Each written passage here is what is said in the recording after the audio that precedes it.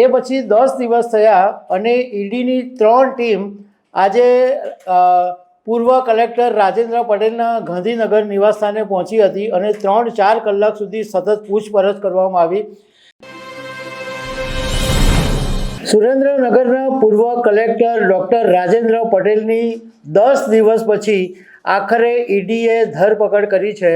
ગાંધીનગરના કલેક્ટરના નિવાસસ્થાને ઈડીના અધિકારીઓએ 3-4 કલાક કલેક્ટરની પૂછપરછ કરી, પરંતુ સંતોષકારક જવાબ નહીં મળવાને કારણે કલેક્ટરની ધરપકડ કરવામાં આવી। તો આ વાત તો કરીશ, પણ સાથે આ ડૉક્ટર રાજેન્દ્ર પટેલનો કાર્યકાળ રાજેન્દ્ર પટેલ વિશે પણ હું તમારી સાથે વાત કરીશ।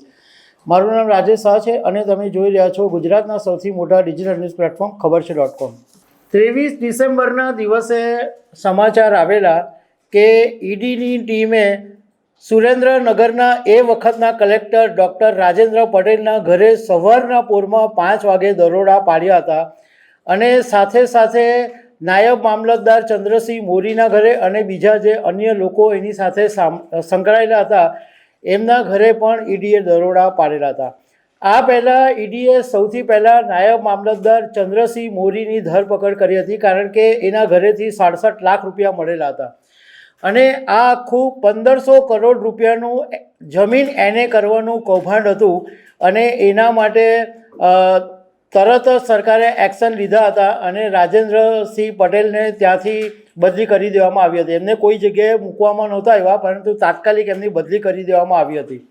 એ પછી 10 દિવસ થયા અને ઈડીની 3 ટીમ આજે પૂર્વ કલેક્ટર રાજેન્દ્ર પટેલના ગાંધીનગર નિવાસસ્થાને પહોંચી હતી અને 3-4 કલાક સુધી સતત પૂછપરછ કરવામાં આવી, પરંતુ કલેક્ટર સંતોષપૂર્વક જવાબ આપી નહીં શક્યા અને એને કારણે ઈડીએ એમની ધરપકડ કરી છે અને કોર્ટમાં રજૂ કરી અને જામીન માંગવામાં આવશે।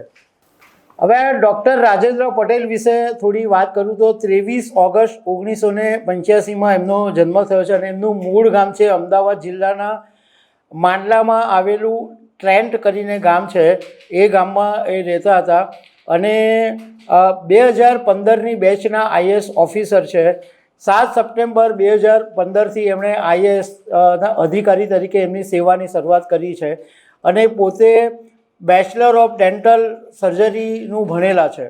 આ સિવાય જે એમની સંપત્તિ છે એના વિશે એવું જાણવા મળ્યું છે કે અમદાવાદના ગોતામાં સુકન પ્લેટિનમમાં એમનો એક ફ્લેટ છે, ગામમાં 15 લાખ રૂપિયાનું ઘર છે, 5 કરોડ રૂપિયાની બિનખેતી જમીન છે, ગામમાંથી ભાડાની એમને વર્ષે 10 લાખ રૂપિયાની આવક મળે છે અને એમની સેવાની વાત કરીએ તો સુરતમાં ડેપ્યુટી મ્યુનિસિપલ કમિશનર તરીકે રહી ચૂક્યા છે। એ પહેલાં સાબરકાંઠા, હિંમતનગર, વડોદરામાં ડીડીઓ રહી ચૂક્યા છે અને સાબરકાંઠામાં ઇન્ચાર્જ કલેક્ટર પણ રહી ચૂક્યા છે।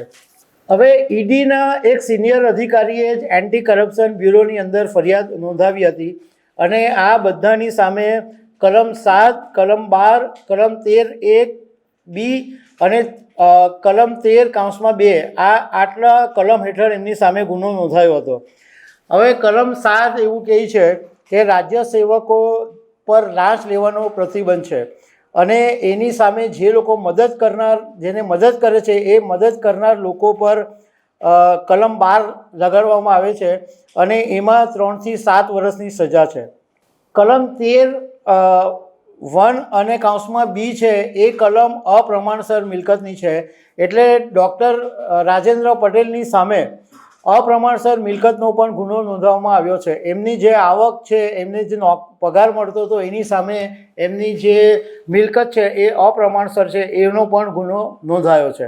તો દર્શક મિત્રો, આવી અનેક વાતો સાથે અમે તમને મળતા રહીશું। Thank you very much.